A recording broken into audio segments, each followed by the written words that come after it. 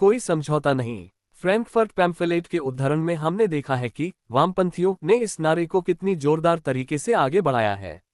ये देखकर दुख होता है कि जो लोग निस्संदेह खुद को मार्क्सवादी मानते हैं और मार्क्सवादी बनना चाहते हैं, वे मार्क्सवाद की बुनियादी सच्चाइयों को भूल जाते हैं।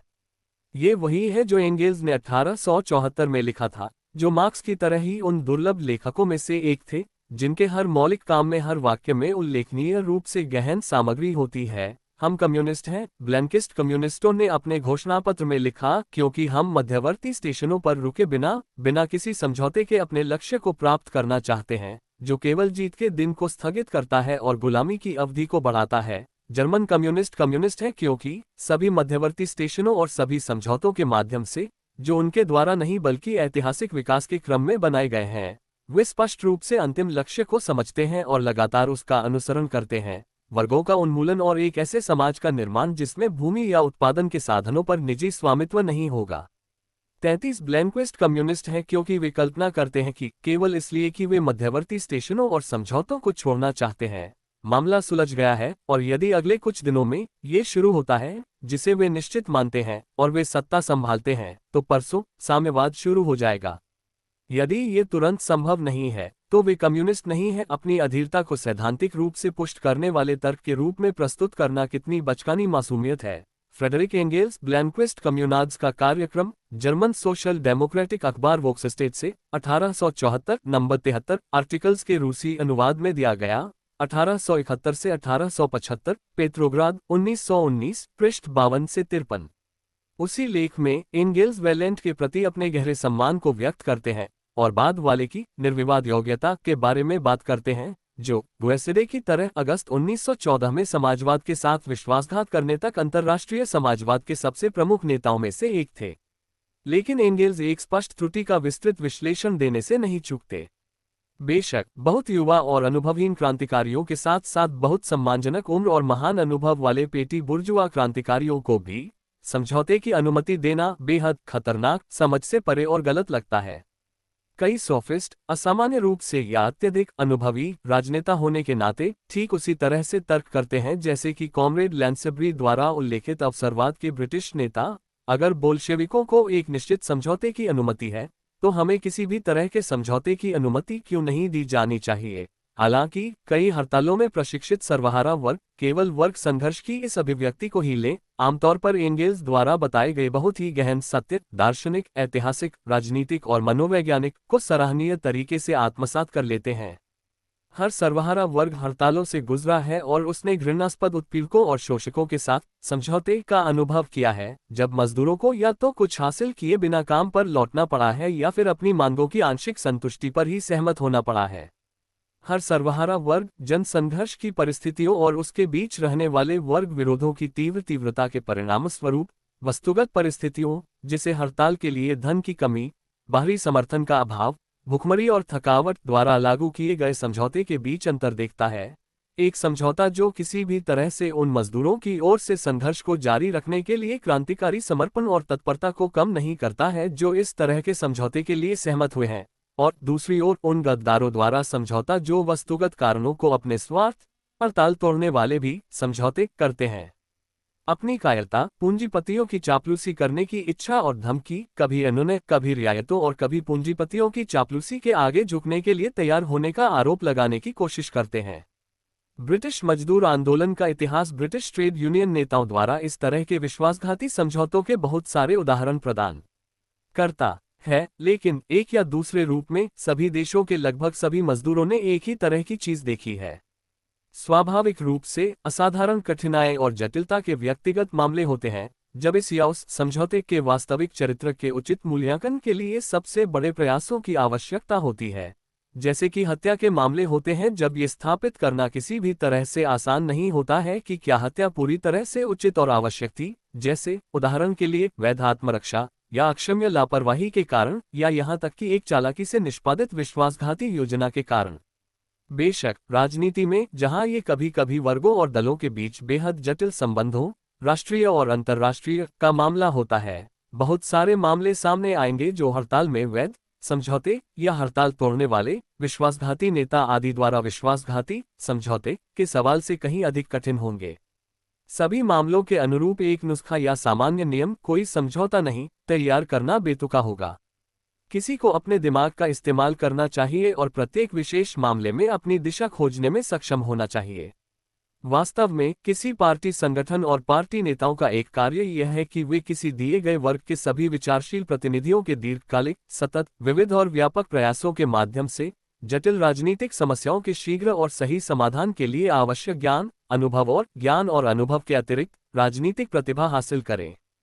हर वर्ग के भीतर, यहाँ तक कि सबसे प्रबुद्ध देशों में प्रचलित स्थितियों में भी, यहाँ तक कि सबसे उन्नत वर्ग के भीतर भी, और यहाँ तक कि जब उस समय की परिस्थितियों ने उसकी सभी आध्यात्मिक शक्तियों को असाधारण रूप से जगा दिया हो, तब भी हमेशा ऐसे वर्ग के प्रतिनिधि होते हैं। और जब तक वर्ग मौजूद हैं, जब तक कि एक वर्गहीन समाज ने खुद को पूरी तरह से मजबूत नहीं कर लिया है और अपनी नींव पर विकसित नहीं हुआ है, तब तक अनिवार्य रूप से ऐसे वर्ग के प्रतिनिधि होंगे जो खुद के लिए नहीं सोचते हैं और सोचने में असमर्थ हैं। अगर चीजें अलग होती तो पूंजीवाद जनता का उतना उत्पीड़क नहीं होता जितना कि वह वास्तव में है। भोले भाले और बिल्कुल अनुभवहीन लोग कल्पना करते हैं कि समझौता करने की अनुमति अवसरवाद, जिसके खिलाफ हम निरंतर संघर्ष कर रहे हैं और करना चाहिए, और क्रांतिकारी मार्क्सवाद या साम्यवाद के बीच किसी भी अंतर को मिटाने के लिए पर्याप्त है। लेकिन अगर ऐसे लोग अभी तक ये नहीं जानते हैं कि प्रकृति और समाज में सभी भेद तरल हैं और एक निश्चित सीमा तक पारंपरिक हैं, तो लंबे प्रशिक्षण, शिक्षा, ज्ञान और राजनीतिक और रोजमर्रा के अनुभव के अलावा कुछ भी उनकी मदद नहीं कर सकता है।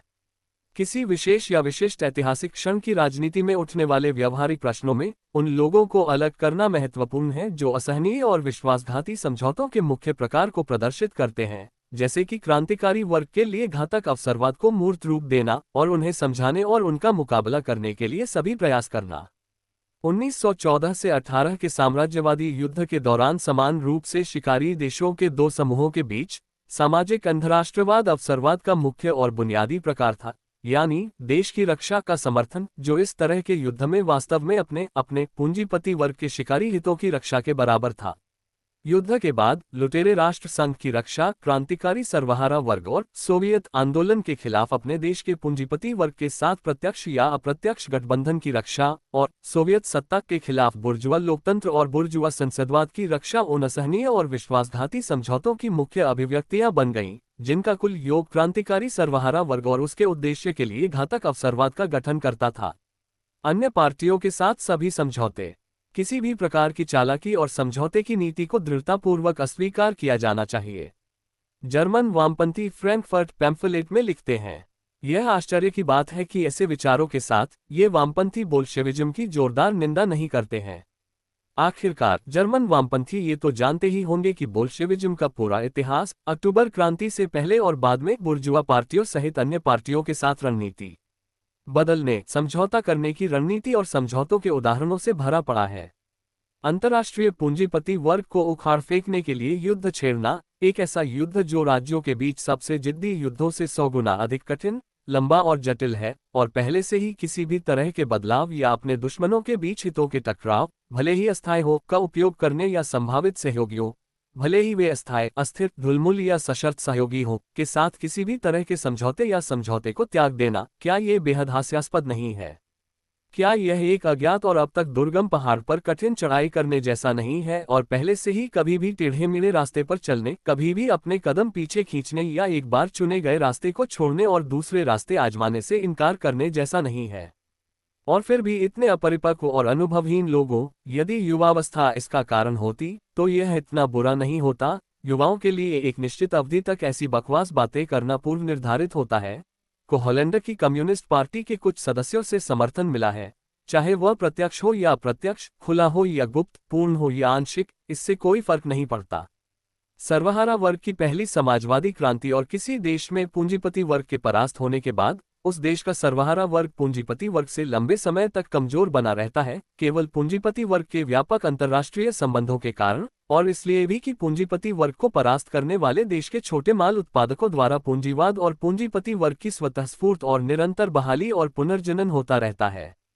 अधिक शक्तिशाली शत्रु को केवल अधिकतम प्रयास करके और शत्रुओं के बीच किसी भी, यहाँ तक कि सबसे छोटी, दरार का, विभिन्न देशों के पूंजीपति वर्ग के बीच और विभिन्न देशों के भीतर पूंजीपति वर्ग के विभिन्न समूहों या प्रकारों के बीच किसी भी, यहाँ तक कि सबसे छोटी दरार का सबसे गहन, सावधान, चौकस, कुशल और अनिवार्य उपयोग करके ही परास्त किया जा सकता है, और साथ ही किसी भी, यहाँ तक कि सबसे छोटे अवसर का लाभ उठाकर व्यापक सहयोगी को जीतना भी संभव है, भले ही यह सहयोगी अस्थायी, अस्थिर, अविश्वसनीय और सशर्त हो।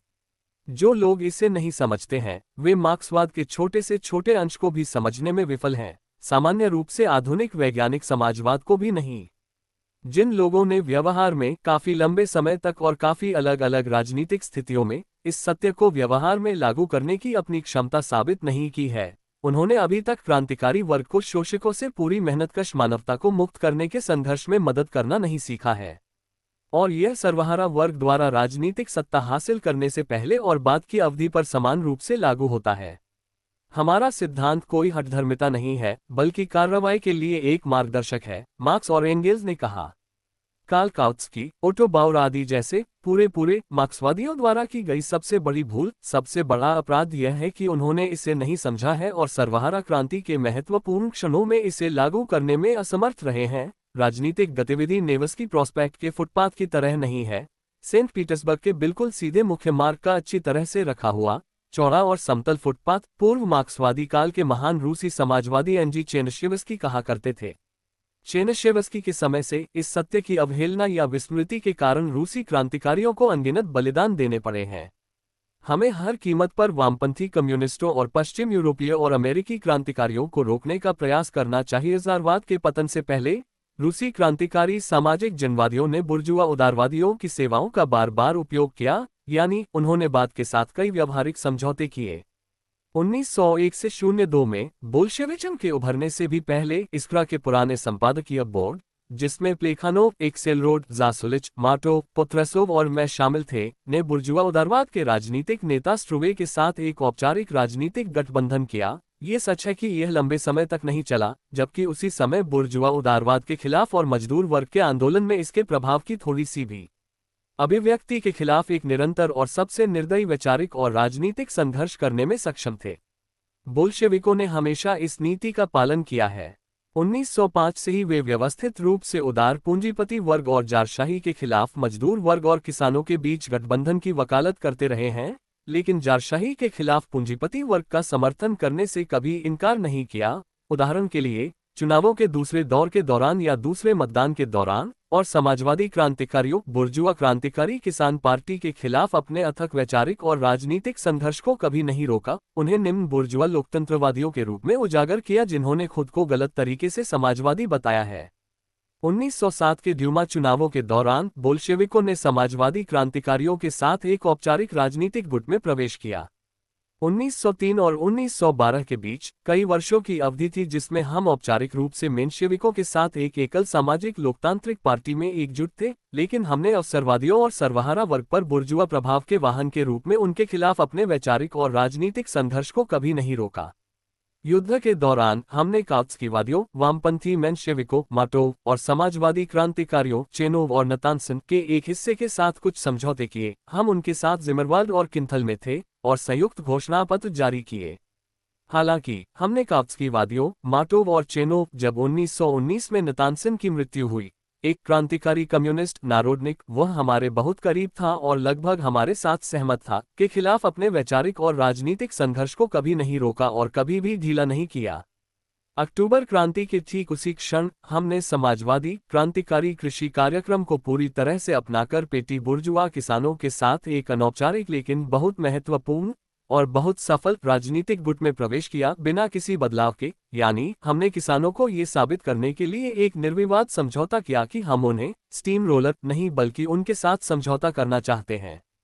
उसी समय हमने वामपंथी समाजवादी क्रांतिकारियों के साथ सरकार में भागीदारी सहित एक औपचारिक राजनीतिक गुट का प्रस्ताव रखा और जल्द ही इसे लागू कर दिया, जिन्होंने ब्रेस्ट-लिटोवस्क की संधि के समापन के बाद इस गुट को भंग कर दिया और फिर जुलाई 1918 में हमारे खिलाफ सशस्त्र विद्रोह और उसके बाद सशस्त्र संघर्ष की हद तक चले गए। इसलिए ये समझ में आता है कि जर्मन वामपंथियों द्वारा जर्मनी की कम्युनिस्ट पार्टी की केंद्रीय समिति पर स्वतंत्रों, जर्मनी की स्वतंत्र सामाजिक लोकतांत्रिक पार्टी काउत्स्कीवादी के साथ एक गुट के विचार को मन में लाने के लिए किए गए हमले, हमारी राय में बिल्कुल बेतुके हैं और स्पष्ट प्रमाण है कि वामपंथी गलत हैं। रूस में भी दक्षिणपंथी मेंशेविक केरेंस्की सरकार में भागीदार थे, जो जर्मन शीडेमांस के अनुरूप थे, और वामपंथी मेंशेविक माटोव थे, जो जर्मन कॉत्स्कीवादियों के अनुरूप थे और दक्षिणपंथी मेंशेविकों के विरोध में खड़े थे। 1917 में मजदूर जनता का मेंशेविकों से बोल्शेविकों की ओर क्रमिक बदलाव स्पष्ट रूप से देखा जा सकता था। जून 1917 में आयोजित सोवियतों की पहली अखिल रूसी कांग्रेस में हमारे पास केवल 13% वोट थे। सोवियत संघ की दूसरी कांग्रेस 25 अक्टूबर 1917 पुरानी शैली में हमें 51% वोट मिले थे। ऐसा क्यों है कि जर्मनी में मजदूरों के दाएं से बाएं की ओर जाने वाले उसी और बिल्कुल समान बदलाव ने कम्युनिस्टों को तुरंत मजबूत नहीं किया, बल्कि पहले बीच में स्वतंत्र पार्टी को मजबूत किया। हालांकि बाद में कभी भी स्वतंत्र राजनीतिक विचार या स्वतंत्र नीति नहीं रही, बल्कि वह केवल शेडमैन और कम्युनिस्टों के बीच झूलती रही। इसका एक स्पष्ट कारण जर्मन कम्युनिस्टों की गलत रणनीति थी, जिन्हें निडरता और ईमानदारी से इस गलती को स्वीकार करना चाहिए और इसे सुधारना सीखना चाहिए। ये गलती प्रतिक्रियावादी बुर्जुआ संसदों और प्रतिक्रियावादी ट्रेड यूनियनों में भाग लेने की आवश्यकता को नकारने में निहित थी। ये गलती उस वामपंथी शिशु विकार की कई अभिव्यक्तियों में निहित थी जो अब सतह पर आ गई है और परिणामस्वरूप इसे अधिक गहराई से, अधिक तेजी से और जीव के लिए अधिक लाभ के साथ ठीक किया जाएगा। जर्मन स्वतंत्र सामाजिक लोकतांत्रिक पार्टी स्पष्ट रूप से एक समरूप निकाय नहीं है। पुराने अवसरवादी नेताओं काउट्स्की, हिल्फेर्डिंग और जाहिर तौर पर काफी हद तक क्रिस्पियन, लेडेबोर और अन्य के साथ साथ, जिन्होंने सोवियत सत्ता और सर्वहारा वर्ग की तानाशाही के महत्व को समझने में अपनी असमर्थता और सर्वहारा वर्ग के क्रांतिकारी संघर्ष का नेतृत्व करने में अपनी अक्षमता प्रकट की है, इस पार्टी में एक वामपंथी और सर्वहारा विंग उभरा है, जो सबसे तेजी से बढ़ रहा है। इस पार्टी के लाखों सदस्य, जिनकी सदस्यता मुझे लगता है लगभग 3/4 मिलियन है, सर्वहारा हैं जो शेडेमैन को छोड़ रहे हैं और तेजी से साम्यवाद की ओर जा रहे हैं। इस सर्वहारा विंग ने पहले ही स्वतंत्रों की लाइप्जिग कांग्रेस 1919 में तीसरे इंटरनेशनल से तत्काल और बिना शर्त संबद्धता का प्रस्ताव रखा है। पार्टी के इस विंग के साथ समझौता करने से डरना निश्चित रूप से हास्यास्पद है। इसके विपरीत कम्युनिस्टों का ये कर्तव्य है कि वे उनके साथ समझौते का एक उपयुक्त रूप खोजें और पाएं, एक ऐसा समझौता जो एक ओर इस विंग के साथ आवश्यक पूर्ण विलय को सुगम और तेज करेगा और दूसरी ओर स्वतंत्रों के अवसरवादी दक्षिणपंथी विंग के खिलाफ उनके वैचारिक और राजनीतिक संघर्ष में कम्युनिस्टों को किसी भी तरह से बाधा नहीं पहुंचाएगा। समझौते का एक उपयुक्त रूप तैयार करना शायद कोई आसान काम नहीं होगा, लेकिन केवल एक ढोंगी ही जर्मन श्रमिकों और जर्मन कम्युनिस्टों को जीत के लिए एक आसान रास्ता देने का वादा कर सकता है। पूंजीवाद नहीं होता अगर सर्वहारा वर्ग के चारों ओर बहुत सारे ऐसे लोग न होते जो सर्वहारा और अर्ध सर्वहारा, जो अपनी आजीविका आंशिक रूप से अपनी श्रम शक्ति की बिक्री से कमाता है, अर्ध सर्वहारा और छोटे किसान और सामान्य रूप से छोटे कारीगर, हस्तशिल्पी और छोटे मालिक के बीच, छोटे किसान और मध्यम किसान के बीच इत्यादि के बीच में आते हैं। और अगर सर्वहारा वर्ग खुद अधिक विकसित और कम विकसित तबकों में विभाजित न होता, अगर वह क्षेत्रीय उत्पत्ति, व्यापार, कभी कभी धर्म इत्यादि के अनुसार विभाजित न होता, इन सब से कम्युनिस्ट पार्टी सर्वहारा वर्ग के अगुआ उसके वर्ग चेतन हिस्से के लिए ये परम आवश्यकता उत्पन्न होती है कि वह सर्वहारा वर्ग के विभिन्न समूहों, मजदूरों और छोटे मालिकों की विभिन्न पार्टियों के साथ अपने तरीके में बदलाव करे, समझौता करे। ये पूरी तरह से जानने का मामला है कि सर्वहारा वर्ग चेतना, क्रांतिकारी भावना और लड़ने और जीतने की क्षमता के सामान्य स्तर को बढ़ाने के लिए इन रणनीतियों को कैसे लागू किया जाए, न कि कम करने के लिए। संयोग से ये ध्यान दिया जाना चाहिए कि मेंशेविकों पर बोल्शेविकों की जीत ने न केवल 1917 की अक्टूबर क्रांति से पहले बल्कि उसके बाद भी रणनीति, सुलह और समझौते के बदलाव की रणनीति के इस्तेमाल की मांग की, लेकिन रणनीति और समझौते के बदलाव निश्चित रूप से मेंशेविकों की कीमत पर बोल्शेविकों की सहायता, बढ़ावा और समेकन करने वाले थे। निम्न बुर्जुआ लोकतंत्रवादी मेंशेविकों सहित अनिवार्य रूप से पूंजीपति वर्ग और सर्वहारा वर्ग के बीच, बुर्जुआ लोकतंत्र और सोवियत व्यवस्था के बीच, सुधारवाद और क्रांतिवाद के बीच, श्रमिकों के प्रति प्रेम और सर्वहारा तानाशाही के डर के बीच आदि के बीच झूलते रहते हैं। कम्युनिस्टों की उचित रणनीति इन उतार चढ़ावों का उपयोग करने में होनी चाहिए, न कि उन्हें अनदेखा करने में। उनका उपयोग करने से उन तत्वों को रियायतें देने की आवश्यकता होती है जो सर्वहारा वर्ग की ओर मुड़ रहे हैं, जब भी और जिस हद तक वे सर्वहारा वर्ग की ओर मुड़ते हैं। इसके अलावा उन लोगों से लड़ने की आवश्यकता होती है जो पूंजीपति वर्ग की ओर मुड़ते हैं। सही रणनीति के इस्तेमाल के परिणामस्वरूप मेंशेविज्म बिखरने लगा और हमारे देश में अधिक से अधिक बिखर रहा है। जिद्दी अवसरवादी नेताओं को अलग थलग किया जा रहा है और सबसे अच्छे कार्यकर्ताओं और निम्न बुर्जुआ लोकतंत्रवादियों के बीच सबसे अच्छे तत्वों को हमारे खेमे में लाया जा रहा है। यह एक लंबी प्रक्रिया है और जल्दबाजी में लिया गया निर्णय कोई समझौता नहीं, कोई चाल नहीं, क्रांतिकारी सर्वहारा वर्ग के प्रभाव को मजबूत करने और उसकी ताकतों के विस्तार को केवल नुकसान पहुंचा सकता है। अंत में जर्मन वामपंथियों की निस्संदेह गलतियों में से एक वर्साई की संधि को मान्यता देने से उनका साफ इनकार है। जितना अधिक वजनदार और आडंबरपूर्ण तरीके से, जितना अधिक जोरदार और दृढ़ता से ये दृष्टिकोण तैयार किया जाता है, उदाहरण के लिए के होना द्वारा, उतना ही कम समझ में आता है। अंतर्राष्ट्रीय सर्वहारा क्रांति की वर्तमान परिस्थितियों में राष्ट्रीय बोल्शेविज्म, लॉफेनबर्ग और अन्य की बेतुकी बातों को नकारना पर्याप्त नहीं है, जो एंटेंटे के खिलाफ युद्ध के लिए जर्मन पूंजीपति वर्ग के साथ एक गुट की वकालत करने की हद तक चली गई है। किसी को ये समझना चाहिए कि यह स्वीकार करने से इनकार करना पूरी तरह से गलत रणनीति है कि एक सोवियत जर्मनी, यदि एक जर्मन सोवियत गणराज्य जल्द ही उभरता है, को कुछ समय के लिए वर्साई की संधि को मान्यता देनी होगी और उसके अधीन होना होगा।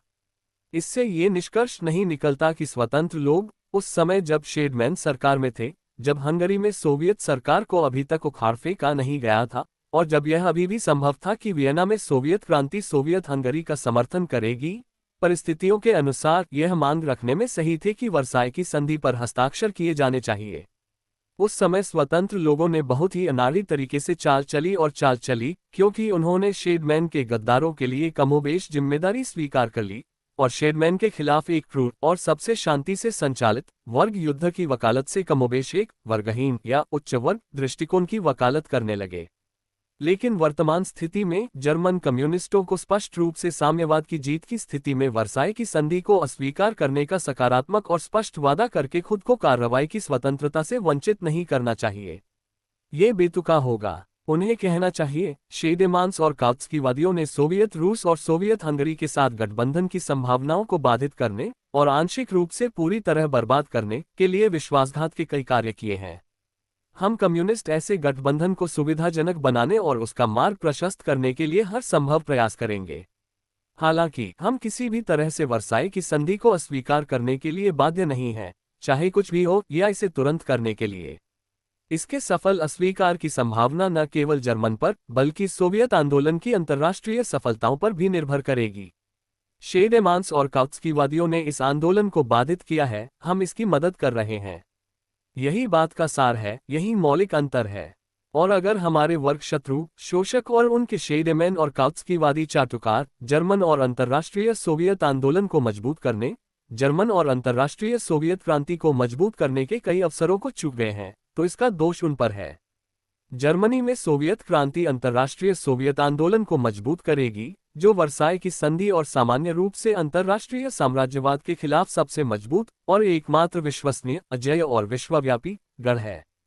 वर्साई की संधि से मुक्ति को पूर्ण, स्पष्ट और तत्काल प्राथमिकता देना और साम्राज्यवाद द्वारा उत्पीड़ित अन्य देशों को साम्राज्यवाद के जुए से मुक्त करने के प्रश्न पर इसे प्राथमिकता देना एक संकीर्ण राष्ट्रवाद है, जो काउत्स्की, हिल्फेडिंग्स, ओटो बाउर्स और कंपनी के योग्य है, क्रांतिकारी अंतर्राष्ट्रीयवाद नहीं। जर्मनी समेत किसी भी बड़े यूरोपीय देश में पूंजीपति वर्ग को उखाड़ फेंकना अंतर्राष्ट्रीय क्रांति के लिए ये इतनी बड़ी उपलब्धि होगी कि इसके लिए कोई भी व्यक्ति वर्साई की संधि के अस्तित्व को और अधिक लंबे समय तक बर्दाश्त कर सकता है, और यदि आवश्यक हो तो उसे बर्दाश्त करना भी चाहिए। यदि रूस अकेले खड़ा होकर क्रांति के लाभ के लिए ब्रेस्ट-लिटोव्स्क की संधि को कई महीनों तक सहन कर सकता है, तो सोवियत रूस के साथ गठबंधन करने वाले सोवियत जर्मनी के लिए क्रांति के लाभ के लिए वर्साई की संधि के अस्तित्व को लंबे समय तक सहन करना असंभव नहीं है। फ्रांस, ब्रिटेन आदि के साम्राज्यवादी जर्मन कम्युनिस्टों को भड़काने और फंसाने की कोशिश कर रहे हैं। कहो कि तुम वर्साई की संधि पर हस्ताक्षर नहीं करोगे, वे आग्रह करते हैं।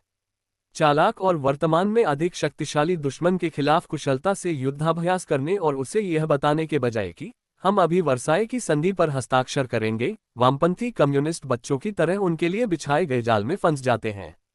किसी भी तरह की कार्रवाई की स्वतंत्रता से पहले ही खुद को वंचित करना, एक ऐसे दुश्मन को खुलेआम सूचित करना जो वर्तमान में हमसे बेहतर हथियारों से लैस है कि हम उससे लड़ेंगे या नहीं और कब। ऐसे समय में युद्ध स्वीकार करना जब ये स्पष्ट रूप से दुश्मन के लिए फायदेमंद है, लेकिन हमारे लिए नहीं, अपराध है। क्रांतिकारी वर्ग के राजनीतिक नेता बिल्कुल बेकार हैं यदि वे स्पष्ट रूप से नुकसानदेह लड़ाई में बचाव की कार्रवाई करने के लिए रास्ता बदलने या समझौता करने में असमर्थ हैं।